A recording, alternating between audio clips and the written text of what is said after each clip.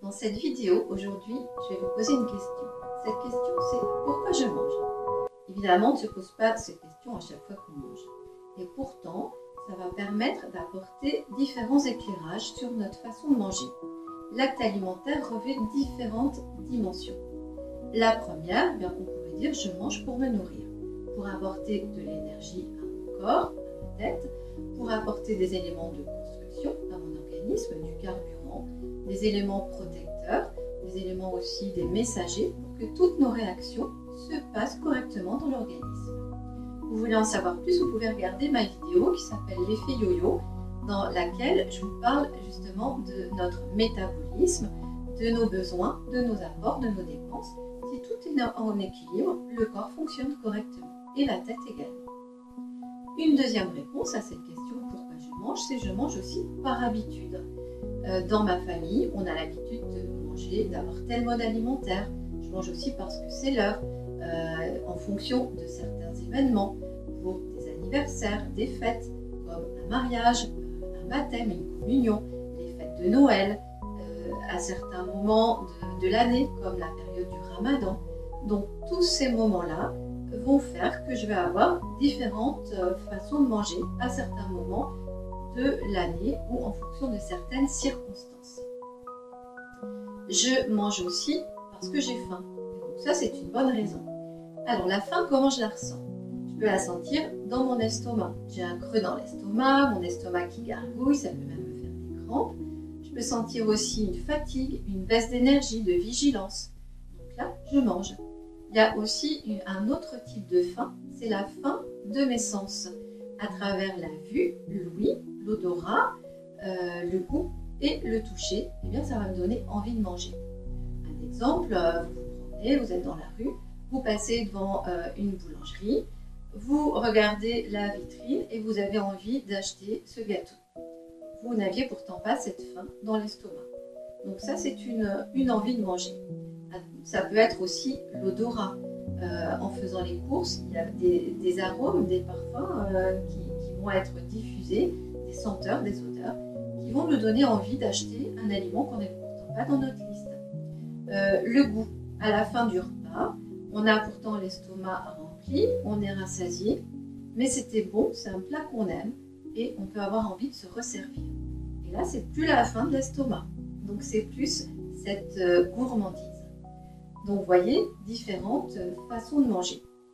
Les émotions, nos émotions vont avoir un rôle important aussi sur notre façon de manger. Ça peut être des émotions comme de l'ennui, de la tristesse, de la colère, de la frustration, ou des émotions plus positives, plus agréables, comme de la joie, comme de l'excitation. Je reçois une bonne nouvelle et je suis toute excitée, ça me met en joie, ça me projette dans des choses agréables. Et bien là, je vais avoir envie de manger pour fêter ça, par exemple. Ce qui peut nous donner aussi envie de manger, c'est la publicité. Je pars faire mes courses, j'ai ma liste et j'entends à la radio ou je vois un panneau publicitaire, une publicité avec un cône de glace, avec une boisson, avec un paquet de gâteaux. Et je fais mes courses, je passe dans le rayon, c'est pourtant pas sur ma liste, et bien je l'achète. Et quand je rentre à la maison, qu'est-ce que je fais? Eh bien, je vais en prendre un dans le paquet ou je vais commencer le paquet. Donc, vous voyez que ces différentes façons de manger, ça va jouer aussi sur notre ligne, sur notre poids, quand on veut faire attention. Il y a le rôle aussi convivial de l'alimentation. Je mange en famille ou avec des amis, je suis au restaurant ou à la cantine avec mes collègues. Donc ce moment de partage peut aussi me faire oublier les quantités ou ce que je vais choisir. Vous êtes au self, si vous êtes en train de discuter ou vous êtes en reprenant les émotions, préoccupé par la réunion, par tel projet que vous devez régler, vous allez mettre peut-être des aliments qui vont vous faire plus plaisir, qui vont vous réconforter sur votre plateau que si vous étiez en conscience à ce moment-là. Alors, ça sert cet éclairage va nous permettre à reprendre la main, à reprendre les commandes et le pouvoir sur notre façon de manger. Par exemple, dans Je mange pour me nourrir. C'est au cours de la journée, le repas de midi. Si vous avez une journée chargée, une journée bien remplie et dense, et que vous n'avez pas anticipé ce repas, vous allez filer à la boulangerie du coin. Pourtant, vous vous dites, je vais prendre la salade, je ne prends pas de dessert. Et puis, au moment de passer commande, vous prenez la formule sandwich pâtisserie. Et vous mangez vite, ce qui fait que vous n'avez même pas conscience de ce que vous mangez. Pour éviter ce piège, vous pouvez anticiper en ayant toujours à la maison des plats préparés, des conserves, des plats cuisinés. Même si vous vous dites que ce n'est pas l'idéal, sur le plan nutritionnel, ce sera toujours plus correct et ça va plus vous rassasier qu'un sandwich et une pâtisserie. Donc vous mettez votre plat préparé, un fruit, un yaourt, un morceau de pain, voilà, suivant si dans votre plat il n'y a pas trop de féculents, et pour vous nourrir et ne pas avoir faim 2 heures après. Je mange en fonction de mes émotions. Donc là, si on reprend cette journée bien remplie, vous avez vécu des émotions dans la journée qui vous ont fatigué, en rentrant à la maison, ménagez-vous un sas de décompression. Prenez un petit temps pour vous. Vous faites une petite balade, vous respirez, vous vous posez tout simplement. Vous faites une collation saine. Vous prenez une boisson chaude, une boisson fraîche, un fruit, un yaourt, un fromage blanc. Vous pouvez prendre une petite poignée de graines, des noix, des noisettes, des amandes. Voilà, tout en vous posant. Faire tout ça en conscience. Sinon, vous allez tout de suite enchaîner à préparer le repas et puis vous allez grignoter un bout de pain, un bout de fromage, un bout de saucisson, peut-être prendre un verre de vin, un apéritif, des gâteaux apéritifs.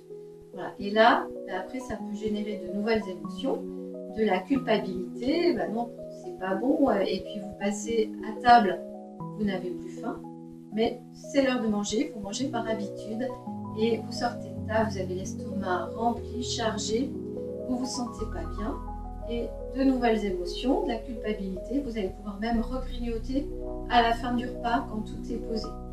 Donc pour éviter ça, prenez conscience de vos comportements.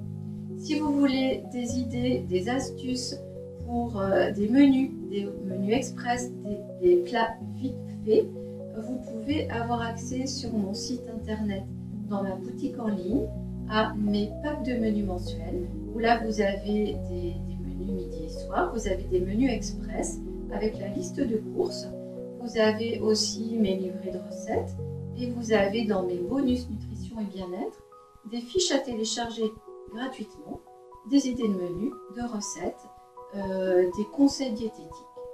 Dans mon blog, vous avez aussi des articles, notamment sur le poids des mots. Donc évitez ces phrases « il m'en faut pas, je bois pas, c'est pas bon pour moi, j'ai mangé des cochonneries ». Donc si on vient au moment convivial de plaisir, vous évitez toutes ces pensées parasites. Et donc tout ça, ça va vous permettre de reprendre la main et puis d'être plus en accord avec vous-même, de retrouver confiance en vous et de vous donner envie de vous faire du bien. Et pour avoir de l'énergie, pour être bien dans votre corps, dans votre tête et dans vos émotions. Donc je vous souhaite de mettre tout cela en pratique pour votre bien-être et pensez à vous. Et je vous dis à bientôt pour une prochaine vidéo.